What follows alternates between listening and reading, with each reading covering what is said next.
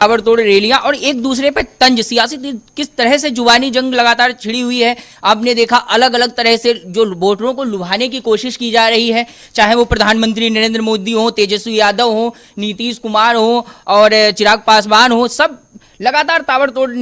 जो रैलियां हैं उनकी करते हुए एक दूसरे पर तंज कस रहे हैं और इस तरह से वोटरों को लुभा रहे हैं। वो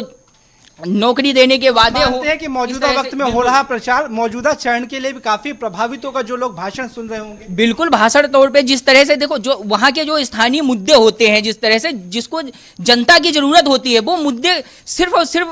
दबाए जाते हैं और जो राष्ट्रवाद मुद्दे, जैसे राम मंदिर का मुद्दा उठाया गया, 370 जो हो गए, उसके वखान किए जाते हैं और उस चीजों पर वोटरों को लुभाते हुए कहा जाता कि इस तरह से ममता की बात को आगे बढ़ा रहे हैं। जिस तरीके से ममता ने कहा कि ये मौजूदा वक्त में जो चुनाव है वो राष्ट्रवाद के मुद्दे पर हाईजैक हो गया है, स्थानीय मुद्दों पर बात नहीं हो रही। लेकिन इन सबसे इतर, क्योंकि आज मतदान का दिन है और लोकतंत्र का सबसे बड़ा पर्व है, पहले चरण का चुनाव है। आपने बताया कि 1066 प्रत्याशियों की किस्मत दांव पर है। कई मौजूदा मंत्री, कई बाहुबली, कई बड़े चेहरे, जिसमें हम बिहार के पूर्व मुख्यमंत्री का भी नाम ले सकते हैं। उस बीच जिस तरीके से चरण में चुनाव हो रहा है, जो प्रतिशत आ रहा है, क्या लगता है चंदन, जब हम 7 बजे घड़ी बजाएगी तो किस तरफ जाएगा ये आंकड़ा, किस तरीके से, क्योंकि रफ्तार अभी तेज भी हुई थी हाल ही में। देखिए, अगर हम कुल मिलाकर देखें अब तक जिस तरीके से जो वोटिंग प्रतिशत आ रही है, कहीं ना कहीं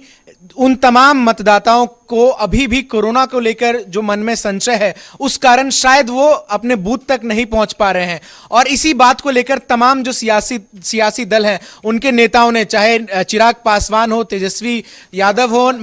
मोदी खुद हो, जड्डा हो, इन तमाम लोगों ने अपने ट्विटर हैंडल से बिहार वासियों से अपील की वोट करने के लिए। लेकिन इसके इतर जो आज चुनाव है और जो आज जिस चरणों में चुनाव है, उसमें इंपॉर्टेंट ये हो जाता है कि नीतीश सरकार की साख का सवाल है, क्योंकि उनके 8 सिटिंग मंत्री जो हैं वो इन चुनाव में कंटेस्ट कर रहे हैं। इसके अलावा उससे आगे अगर आप बढ़ें तो आरजेडी के भी 25 मौजूदा विधायक जो है इस बार अगर आप देखें तो वो जी, अगर हम अपने दर्शकों को बताएं कि आरजेडी जो अभी सीटें हैं 25, जो पहले चरण की 25 सीटों पर आरजेडी का कब्जा है, जेडीयू का 23 सीटों पर, बीजेपी का 13 सीटों पर, 8 सीटों पर कांग्रेस, 1 सीट पर जीतन राम मांझी की हम और 1 सीट पर सीपीआईएमएल। तो सबसे बड़ा चुनौती इसमें जो कांटे की टक्कर हमें पहले चरण में देखने को मिल रहा है वो है आरजेडी और जेडीयू के बीच। और इनके लिए चुनौती होगी कि अपनी जो सीटें आरजेडी ने जीत रखी है उन्हें वो रिटेन करे और जेडीयू के लिए ये होगा कि उन सीटों को वो रिटेन करे। मौजूदा वक्त में तो चंदन जो बातें कर रहे हैं उसका सार यही है कि जिस तरीके से प्रतिष्ठा दांव पर लगी है,